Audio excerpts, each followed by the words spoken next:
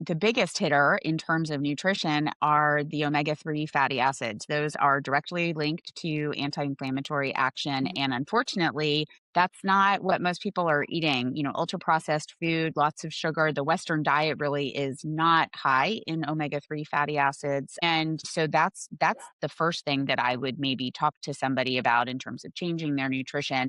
And if we need to supplement, or those would be a go-to.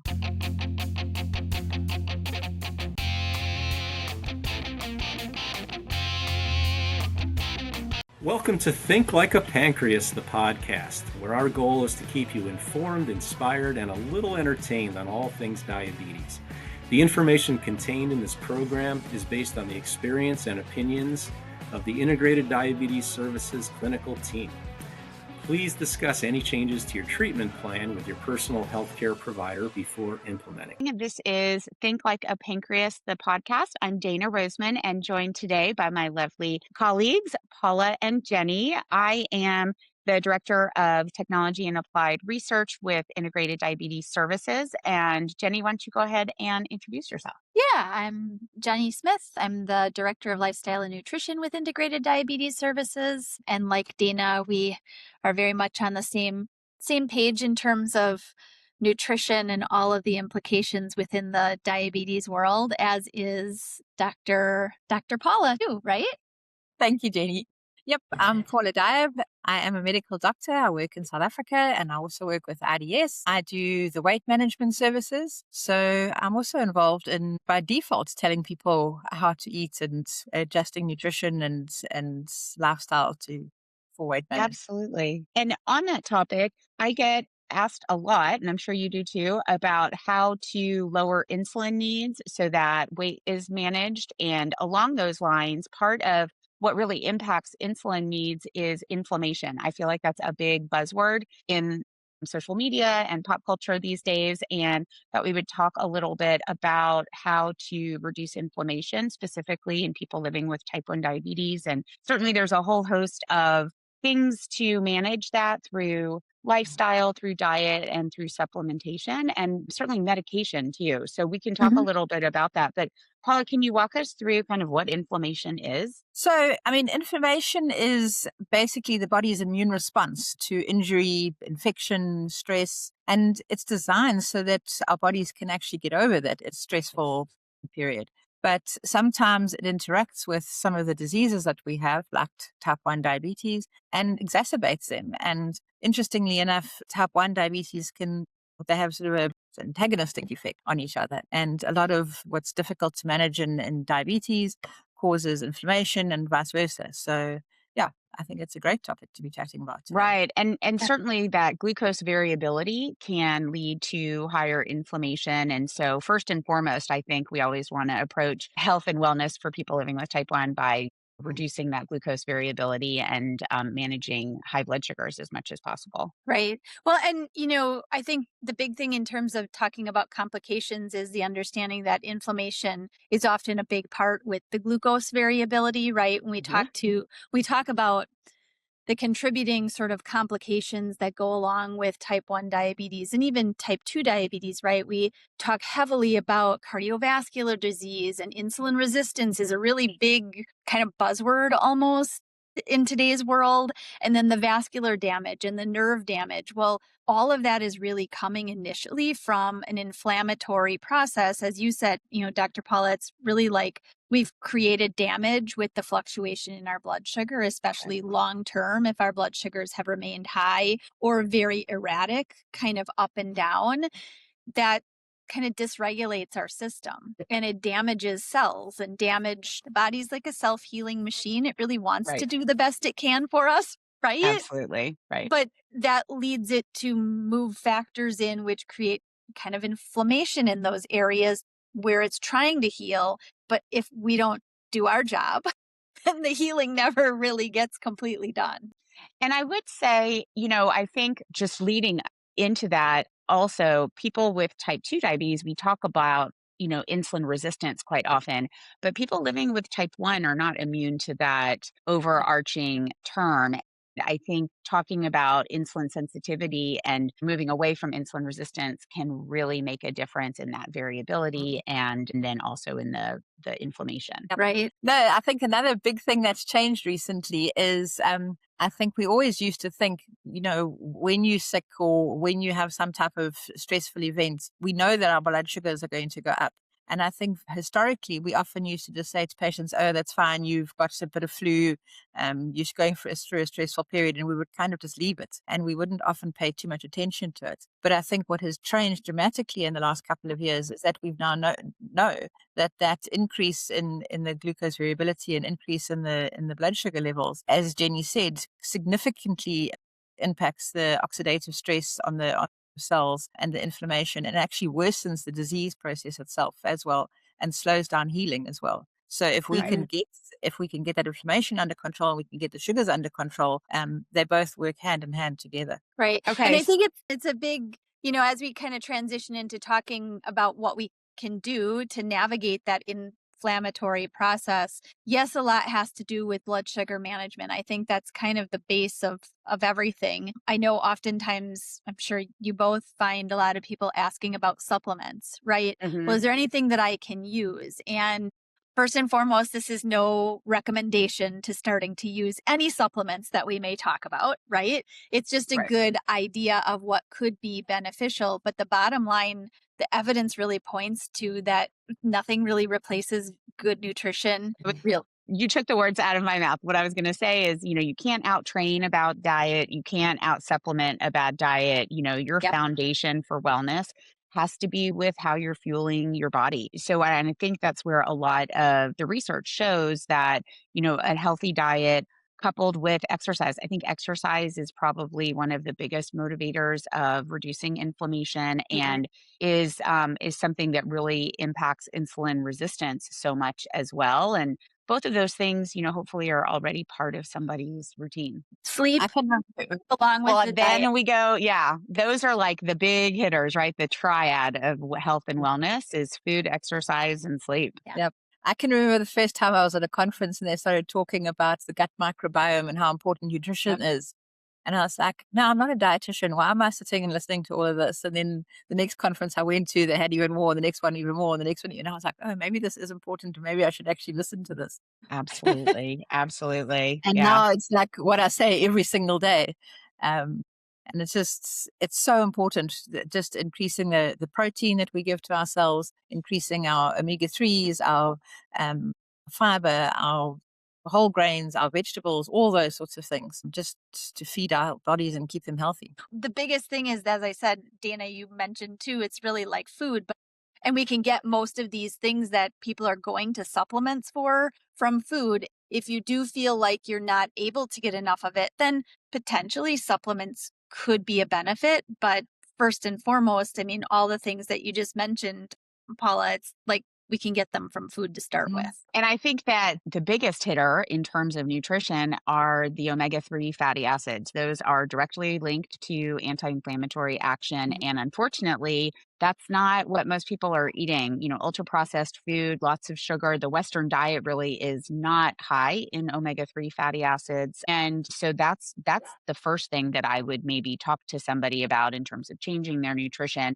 And if we need to supplement, or those would be a go-to. And then it's even the sources of supplement that you may look to, right? From an omega standpoint, what are we looking at there is the cardiovascular protection, right? Which also helps decrease overall kind of inflammatory markers through the entire body. I mean, there's so many things that omega-3s actually do in the body. We could spend a whole hour talking just Absolutely. about those. And, you brought a great point, Jenny, about how folks can test their inflammatory markers, right? Getting a nice CRP baseline, along with a vitamin D level, both of those I think can impact inflammation and see change. If you start a new habit, if you start a new exercise routine, I always like for folks to track that because it gives a lot of motivation if they see a difference. There we go. Testing vitamin Ds routinely in all my patients. And it's actually really interesting because in South Africa, we get a lot of sunshine. It's similar to the California weather. and we have a lot of sunshine, and you think, if you're working outdoors, you're getting a lot of sunshine, but it's amazing how many people are actually vitamin D insufficient. And just a simple supplement, and suddenly their immune system is improved, and their diabetes improves, their variability improves, everything improves. Absolutely. Right.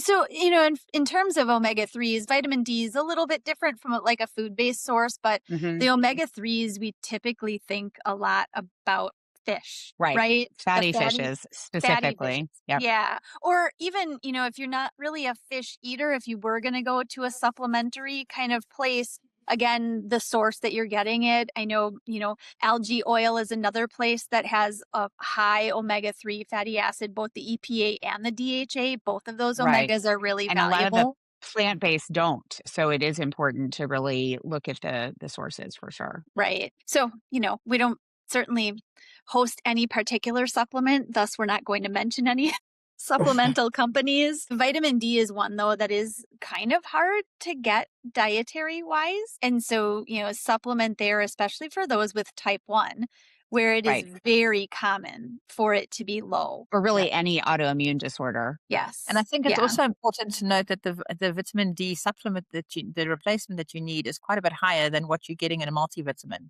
So even if you've got vitamin D in your regular multivitamin tablet, you often need much higher doses depending on whether you're insufficient or completely deficient. Right. The dose you need is a lot higher than your average. I've also found that most people who do need to supplement vitamin D, which I am certainly one of them, I can't keep my vitamin D up if I do not take a supplement. I also found that the tablets don't suffice.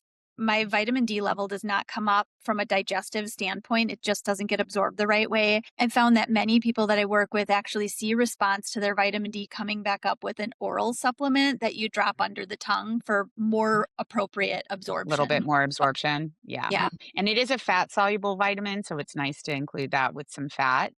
A nice omega-3 fatty acid would be a great pairing of that. There you go. Yes. Something else that I find too in terms of just inflammatory, I have for quite a long time, I have had rheumatoid arthritis and manage it quite well with another really well-known anti-inflammatory like turmeric or curcumin.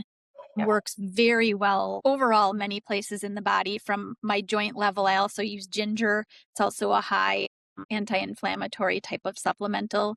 I like to eat both of them. So I like just the roots compared to the supplements, but they're good in terms of overall anti-inflammatory as well. Yeah. But I would say that especially with turmeric, you have to be super careful on which supplement you're choosing. It has to have high quality and it has to have the curcumin that you mentioned. I mean, otherwise it's just kind of a waste. It's just flavoring. Yeah. It's usually best absorbed too with like the black pepper, which has got a specific form that they use when they combine it with the curcumin. So just plain old turmeric powder isn't necessarily going to help you as much. Right? Yeah. It's not just yellow food coloring. No. Although it will stain quite nasty. So it does. And then the nice thing is it tends to target that belly fat also. That's none of us wants. So it breaks down in the belly fat and lowers inflammation there as well, which is great. Yeah, that's wonderful. And then I think that it's important for us to, again, remember that, just because someone with type 1 takes insulin doesn't mean that they don't also have some components of that insulin resistance. And so medication can also be promising to help with inflammation. And I know more and more people are using these adjunct therapies that were indicated for type 2, but now are being used off-label for type 1. Metformin and, of course, the whole class of GLP-1 medications are just expanding that. And I know, Paula, you use those quite a bit in some of your patients. Think Like a Pancreas, the podcast, is brought to you by Integrated Diabetes Services, where experience meets expertise, passion meets compassion, and diabetes care is personal because we live it too.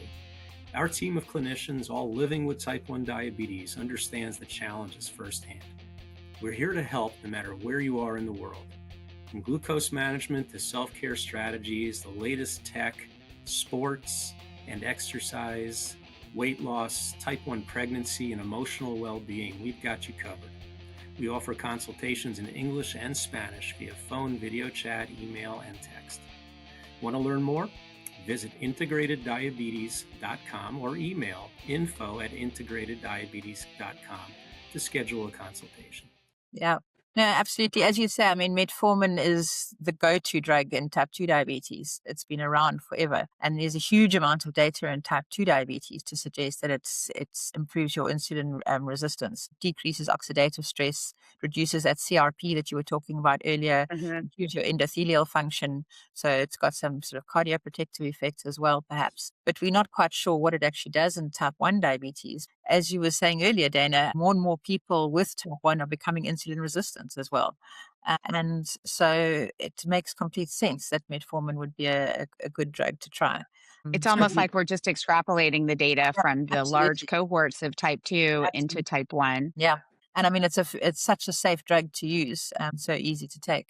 Although it's a really big pill. I don't know if it's super It easy is. to take. It's like a horse pill. It is quite large. People always say, I don't know what it's called, but it's that big pill. Yeah, that really big. Exactly what they're talking about. Right. Yeah, and then the GLP-1s, again, mostly type 2 studies, but we are starting to see studies in type 1 diabetes now as well, which is very exciting. But certainly there have been studies to show in type 2 that they have anti-inflammatory effects in terms of working on the blood vessels and the fat tissue and improving cardiovascular outcomes. Again, reducing your CRP, your interleukins, all those sorts of inflammatory markers. And it makes complete sense that they would work in type 1 diabetes. Well, and especially because some of them are getting indicated now for arthritis, just as Jenny talked about rheumatoid arthritis. And that is, a direct kind of link to that anti-inflammation. I've had folks who have started a GLP-1 and their joints are feeling better. Anecdotally, they do notice a difference, which is amazing. I think we're kind of at the beginning of the usage of these medications and certainly just need to get these studies finished so we can get coverage for type 1. That's true. Absolutely. When people who have obesity, and that is a strong insulin resistance or inflammatory state, and these medications help tremendously with extra weight, and that automatically kind of helps with insulin sensitivity. Yeah, I was going to bring in the sleep factor too. Yes. A lot of people have also found that with the regulation of intake, more ability to kind of navigate sleep often also comes along with that. Just relative to even with diabetes, maybe it's now less alarms going off or your blood sugar is more stable overnight. So you truly do get better overall complete sleep. I mean, sleep regulation goes a long way in weight management as well. Absolutely. I mean, there are other supplements, obviously, that kind of help with sleep and other inflammatory markers. And magnesium is one that's often low in type 1 diabetes. When we kind of look historically at, blood panels, and a lot of people get some good use out of magnesium alone, both anti-inflammatory as well as somewhat of an insulin sensitizer as well. So I think, finding a really good practitioner who is knowledgeable about all of these pieces, both potentially the nutrition aspect and maybe supplements that might be valuable, as well as additional safe exercise practices too. Safe exercise or additional, medications like the metformin or the GLP-1. Does somebody really know enough to bring it all together and help you individualize what your need is? And I think also I kind of love that description because it's talking about the whole person and finding a provider who is, not just unidirectional medications, but really the whole practice of how you are spending your time and leading your life. Right. Yeah. And I was also going to say, to go along with that whole person idea, very often I think patients think, what does sleep got to do with their diabetes? Or what does stress have to do with their diabetes? Or to say to the practitioner, it's not necessarily the practitioner can't reduce your stress for you or make you sleep better. Right. It comes into the whole assessment of the person, and I think it's an important discussion to have because both sleep increases your cortisol levels, it stimulates the sympathetic nervous system, the same as stress does, and we need to be aware of those things so people see the value of it and right. You're kind of, at a baseline too, we're really analyzing somebody who can help you to personally analyze your overall lifestyle, right? Yeah. Because poor sleep isn't going to be necessarily healed by just taking a supplement, right? There are likely lifestyle things that also need to be put into the picture, just like nutrition, right? Good nutrition is valuable, but if there are other lifestyle things that are not, like it's a big picture. It's Right. Right. the whole piece. I always feel bad when, I'm telling somebody you really need to sleep more. It's going to help your diabetes. Well, that's really easy for me to Right. say and very difficult to happen in practice. Or exercise if you already have some injuries or time constraints. And so, yeah, Right. it's thinking about the whole picture for sure. But it's Yeah. amazing the value of that exercise, how often we see just a simple half an hour walk every day, what that can do for your diabetes and your inflammation and improve your sleep and reduce your weight and just make you feel better as well. And even the time of that active time, right? Absolutely. I mean, there are a lot of really good studies about both in weight management, as you're very aware, Paula, weight management, the structure of getting it first thing in your day means that it's kind of almost like a check off. If you're a list kind of Right. person, you got to check, I did this. And now whatever comes in my day, whatever gets thrown in the mix, I've at least gotten one of the pieces in that Yeah. helps me in so many parts of my life. Right. And if you were trying to get exercise in, but you're putting it in at 9 o'clock at night and then you're trying to go to bed at 10 o'clock, Yeah. maybe that's part of your sleep problem. Right. And it's So, amazing sometimes how our best efforts. if you just set that alarm, get up in the morning and go for a walk before you even had a chance to think about what you're doing, it actually doesn't become that difficult in the end. It doesn't, not at all. I mean, even just, my life with, kiddos who are busy in the taxi driving and everything in the aftermath of, the afternoon used to be my lovely time to go and exercise. But now Right. if I don't get up in the morning and roll out of bed when the house is quiet, it's really hard to find the time to fit it in. So I think somebody mentioned, I don't know, was it you, Dana, that said something about gut health, right? Paula had alluded to it in terms of the microbiome and how we're just really at the tip of the iceberg, I think, in how this is impacting people's health and wellness. And just feeding your microbiome could be a new framing of how to think about healthy eating. And, Right. Again, limiting processed food, limiting sugar, managing alcohol intake, and then just focusing on whole foods, meaning real food with real benefits. Right. And even the prebiotic, probiotic types of foods, again, you don't have to buy a supplement in the store Right. for probiotic. I mean, are they valuable? To some people, they absolutely could be. But if you think about most valuable foods are your fermented foods. Absolutely. If you like spicy, go get yourself some kimchi and have some of that every day. I feel like kombucha is like a cure-all for everything. Yes, and I mean, it's been out for quite a long time now that it's kind of come to market and been so widely available. Yeah. I'm thankful my mom home makes sauerkraut every Oh, fall. yeah. Wow. So I mean, we have quite the plethora of I'm sure. good sauerkraut containers that we can use. Even just plain yogurt and the sourdough can also help you. Yes. Yeah. If you Those don't are my have go-tos. Yeah. if you don't have I mean,